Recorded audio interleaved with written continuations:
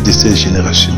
Nous portons des chevaliers, des bagues magnétisées, envoûtées, qui appartiennent aux loges mystiques. Nous portons des chaînes de sorcellerie. Nous, cette génération de prophètes, nous prophétisons la bénédiction. Nous prophétisons l'enfantement. Nous prophétisons le mariage. Nous, cette génération de prophètes, nous avons vendu l'huile d'onction. Nous avons commencé à vendre de l'huile d'onction. Et pour argumenter nos égarements, nous envoyons les gens dans l'Ancien Testament. Nous, prophètes de cette génération, Seigneur, voilà ce que nous avons fait. Nous avons fait boire de l'eau aux gens. Nous avons fait boire de l'huile aux gens. Nous avons vendu de l'huile. Nous avons fait la promotion de l'huile d'onction que je ne sais qui vient d'où, qui a oint. Nous sommes les seuls à voir si ce sont les démons, si ce sont les mystiques qui nous ont donné ces choses pour verser sur ton peuple, pour que ce peuple remplisse nos programmes, pour nous faire beaucoup d'argent. Nous, prophètes de cette génération, nous prophétisons pour nos ventes. Nous prophétisons le mensonge où aujourd'hui, Seigneur Jésus-Christ, je viens devant toi avec toute une honte. Je viens devant toi pour te demander pardon. Pardon pour tout le mal que nous avons fait à ton Église. Ma génération, notre génération. Seigneur, parce que je fais partie de cette génération. Cette génération, nous avons installé l'abomination de la désolation dans ta maison. Nous avons détruit, Seigneur, l'évangile que tu as annoncé de ton sang.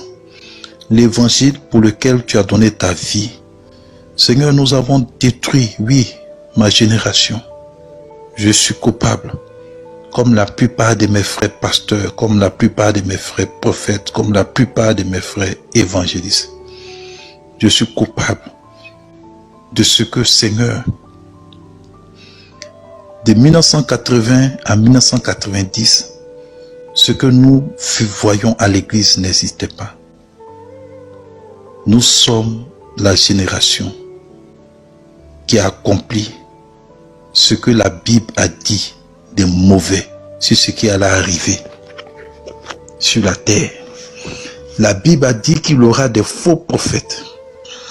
Certains même vont porter le nom de Dieu, de Jésus-Christ. Parce qu'en réalité, Seigneur Jésus-Christ, nous avons arrêté de te prêcher. Nous avons arrêté dans nos églises de te présenter. Tu es Dieu. Fils de Dieu veut dire Dieu. 1 Jean 5, verset 20 et 20 à 21. Présente à tout le monde entier. Pour ceux qui jouent encore les sourds. Pour ceux qui jouent encore les aveugles. Seigneur, nous, les faux prophètes, nous avons envahi ton église avec des chevaliers. Nous, les faux prophètes, qui devons prophétiser la repentance, qui devons prophétiser le royaume des cieux, qui devaient prophétiser le péché et amener le peuple à te craindre. Nous avons fait des pactes diaboliques avec des lois sataniques.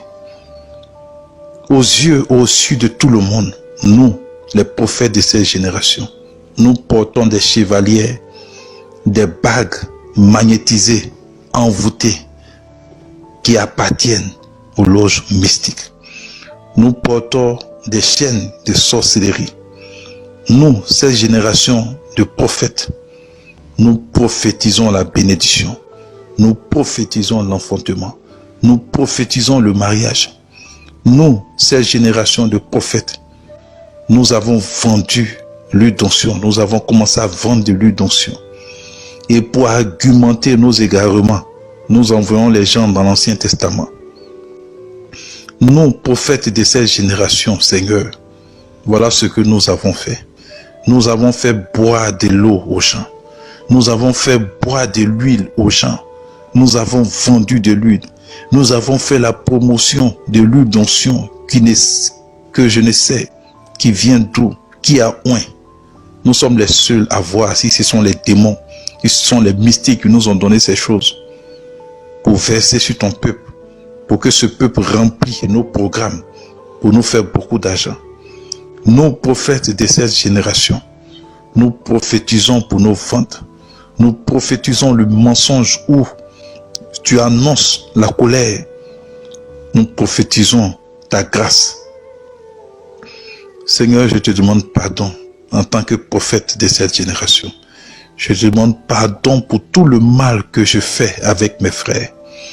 Seigneur, je te demande pardon pour tous les pasteurs de cette génération qui, après les années 90, cette génération, nous avons commencé, Seigneur, non pas à prêcher ta crainte, non pas à prêcher le royaume des cieux, mais à faire des programmes de leadership. La première fois, Seigneur, que j'ai entendu ce programme, c'était dans les loges maçonniques. Nous avons fait des programmes de leadership et nous faisons des séminaires de leadership pour amener les gens qui nous écoutent à nous adorer comme des dieux. Et ces programmes visent à nous remplir d'orgueil parce que nous devons régner sur les autres humains. Seigneur, nous sommes remplis d'orgueil après ces programmes de leadership, comme si tu es mort pour parler de nos personnalités, pour voir comment nous devons marcher, comment nous devons nous habiller, avec qui nous devons parler, comment les gens doivent nous craindre. Et nous avons envoyé le peuple à nous prendre pour des petits dieux, des demi-dieux. Aujourd'hui, même quand on parle mal de toi, nous tous, nous sommes dans le silence. Mais quand tu parles des pasteurs, tout le monde se fâche parce que c'est devenu des leaders. Tu n'es plus le leader de l'église, mais c'est les hommes qui se proclament leaders. Seigneur, voilà ce que nous avons fait encore en tant que pasteurs. Nous savons que tu es un Dieu qui te révèle et qui envoie. Mais nous avons fait des écoles pastorales pour éteindre ta vérité. Où à la base, à la tête, c'est les francs-maçons des États-Unis, de l'Angleterre, de la France qui ont initié ces écoles théologiques pour égarer ceux qui devaient délivrer le monde, les évangélistes. Et nous sortons de ces écoles avec deux démons, l'ignorance et l'orgueil. Seigneur, je te demande pardon pour ce groupe de nouveaux pasteurs qui sont devenus des écrivains à travers le monde. Tellement nous avons été aveuglés par l'ignorance. Nous écrivons chacun des livres pour faire des livres parallèles à la Bible. Et tellement nos livres ont envahi les librairies. Quand tu rentres dans une librairie, tu ne sais pas s'il faut acheter la Bible ou il faut acheter nos livres. Père, c'est notre génération. Et je fais partie de cette génération. C'est nous qui avons mis cette abomination dans la maison de Dieu. Il y a un monsieur qui s'appelait Branham qui a fait des livres. Aujourd'hui, ces livres sont en train d'égarer un grand nombre. Ces livres sont lits par rapport à ta Bible que tu as laissée. Aujourd'hui, en Côte d'Ivoire, nous avons un monsieur du nom de Kakou Philippe qui a brûlé la Bible ouvertement devant le silence coupable de toutes les associations évangéliques et qui a écrit son livre. Et d'ici 20 ans, 50 ans, un grand nombre va être égaré à partir de ces livres. Et je vois aujourd'hui tous les pasteurs qui ont pris de l'ampleur à partir de Facebook, à partir des réseaux qui se sont faits en train de dédicacer des livres. Et puis, leurs femmes aussi dédicacent des livres. Tout le monde est devenu écrivain. Père, non seulement cette génération de pasteurs et de prophètes ont installé l'abomination dans la maison de Dieu, mais ils ont osé nommer leurs femmes pasteurs, leurs femmes prophétesses à la chair. Ils ont osé nommer leurs femmes révérends. Et grave, Jézabel s'est installée à la chair pendant que ceux à qui tu as confié l'œuvre sont assis. Et toutes les prédications se ressemblent. C'est rempli de séduction, Seigneur, où elles se répètent. Nous avons répété, nous avons regardé. Ça ne nous a pas suffi. Nous, ces générations. Nous avons entraîné toutes les fêtes païennes dans ta maison, Seigneur. De 1980 à 1990, aucune fête de Noël se fêtait comme veillée dans ta maison. Aujourd'hui, cette génération fait des veillées, fait des arbres de Noël, fait des sketchs avec leurs enfants dans ta maison, sur ta chair, devant ta chair, où tu as donné ta vie pour le péché, et non pas pour des sketchs, et non des ballets. Mais cette génération de pasteurs autorise ces abominations dans la maison de Dieu. Et grave, ces enfants font des ballets de Rihanna, de Beyoncé, qui sont des sataniques. Voilà ce que nous avons fait. Nous avons introduit les deux fêtes païennes les plus populaires au monde dans ta maison, la Noël et la Saint-Sylvestre. Et tellement nous envions le monde, nous avons copié toutes les fêtes païennes dans la maison de Dieu, dans ta maison, Seigneur Jésus-Christ. Nous avons copié la fête des mères, la fête des pères, même la Saint-Valentin est fêtée dans certaines églises. Seigneur, voilà les abominations que nous avons faites. Et ce qui est grave, nous ne prêchons plus ton retour, nous ne prêchons plus la repentance, nous ne prêchons plus le péché, de peur que l'église soit vidée. Nous avons des églises remplies de personnes les dimanches et le lundi.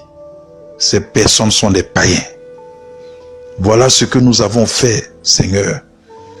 Et nous avons entraîné le christo-paganisme de lundi à samedi. La plupart de nos membres, pour ne pas dire la majorité de nos membres, sont des païens. Le dimanche, au milieu des quatre murs, ils sont chrétiens. Seigneur Jésus-Christ, nous, pasteurs, prophètes, évangélistes de cette génération, nous sommes entrés dans la politique. Nous sommes devenus des politiciens avec une argumentation pas possible pour argumenter nos égarements. Seigneur, ce soir, je te demande pardon de ce que, en lisant la Bible, j'ai découvert que tu n'as pas donné ta vie à la croix pour la politique. Quand tu vivais, César était là. La politique était faite par les Hérodiens, par des gens qui supportaient César. Ils ont voulu te confronter à la politique, mais tu t'es retiré, tu as dit que nul ne peut suivre 2 maîtres à la fois. Aujourd'hui, en tant que pasteur, nous recevons des ministres, des présidents, des gens dans nos églises et nous les laissons passer à la chair. Nous mettons des fauteuils spéciaux pour eux dans la maison de Dieu. Seigneur, nous avons à installer nos générations l'abomination de la désolation. Et j'ai honte pour tout ce que nous avons fait. Et j'ai peur pour la génération future. Dans 20 ans, dans 50 ans, ça va être grave. En France, l'église évangélique méthodiste a organisé un mariage gay devant le silence coupable de toutes les églises évangéliques à travers le monde et méthodistes. Voilà l'abomination que nous avons installée dans ta maison, cette génération. Quelle abomination. Et aujourd'hui, les seules personnes qui sont combattues dans cette église, c'est ceux qui disent la vérité qui sont combattus. C'est ceux-là qu'on traite d'hérésie, d'égareurs. Repentons-nous. À tous ceux qui vont écouter ce message ce soir, je pleure cette génération. Je pleure ma génération. Et je suis aussi coupable que tous les autres frères. Et aujourd'hui, j'appelle les vrais pasteurs qui sont cachés à travers le monde, à travers ces pays. Écoutez-moi bien, chers frères. Nous n'avons une seule vie. Nous allons tous mourir. La Bible dit la crainte des hommes tend un piège. Vous êtes riches autant que ces personnes sont riches. Mais avec les mêmes moyens que vous avez,